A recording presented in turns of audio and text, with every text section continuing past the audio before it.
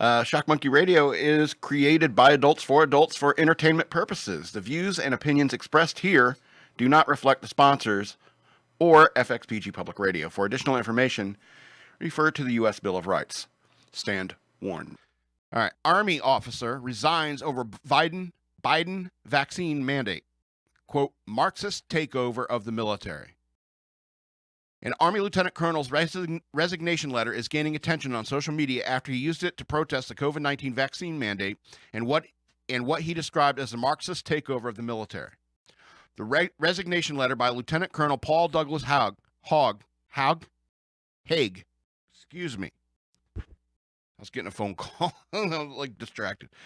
Resignation letter by Lieutenant Colonel Paul Douglas Hague, tweeted out by his wife and shared with Fox News, said he was resigning from the Army after 19 years of service and foregoing his pension. Wow. Primarily because of the Pentagon's mandatory COVID-19 vaccination order for all U.S. military service members. Quote, first and foremost, I am incapable of subjecting myself to this unlawful, unethical, immoral, and tyrannical order to sit still and allow a serum to be injected into my flesh against my will or better judgment. Hague, who is stationed at Fort Bragg in North Carolina, wrote in the letter. It is impossible for this so-called vaccine to have been studied adequately to determine the long-term effects. End quote. The Centers for Disease Control and Prevention said the vaccines are safe and effective. Period. That's the end of the paragraph. Okay.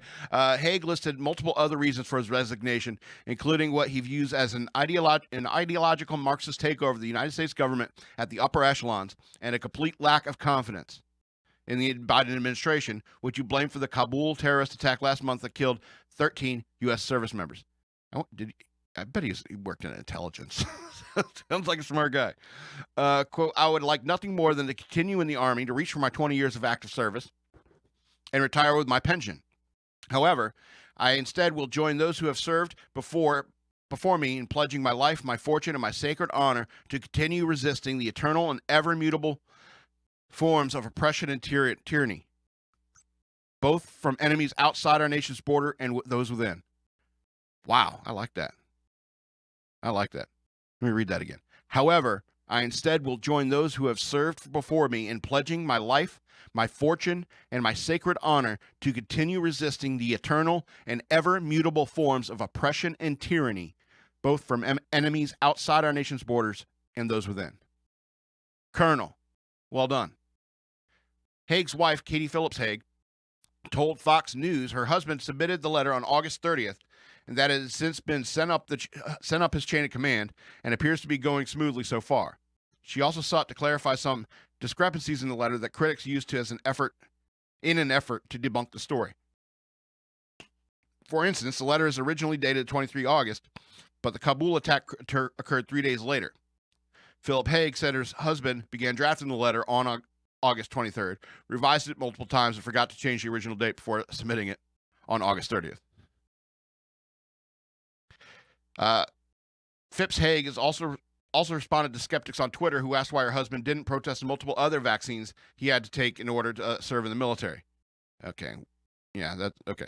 Quote, he didn't resign over a vaccine, she responded. She said he felt the vaccine was being used as a political tool to divide and segregate Americans. He then went on to list many other reasons for his resignation, none of which have anything to do with vaccines.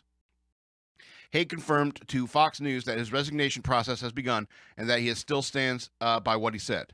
When reached for comment, Army spokesman Lieutenant Colonel Gabriel J. Ramirez told Fox News the Army does not comment on administrative actions.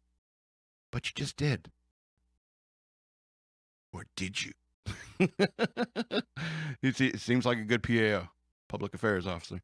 The Pentagon announced August 23rd that it would be requiring all service members to get vaccinated against the coronavirus effective immediately. The decision came just days after the Pfizer BioNTech vaccine became the first to get full respiratory approval by the Food and Drug Administration.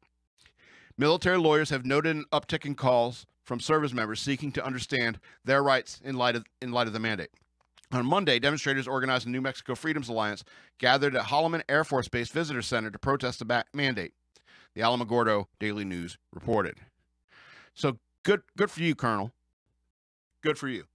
And I think I mentioned a couple weeks ago that there are officers and enlisted leaders that are out there fighting against this. If you're enlisted, you're screwed. You're going to have to get the vaccine, no matter what.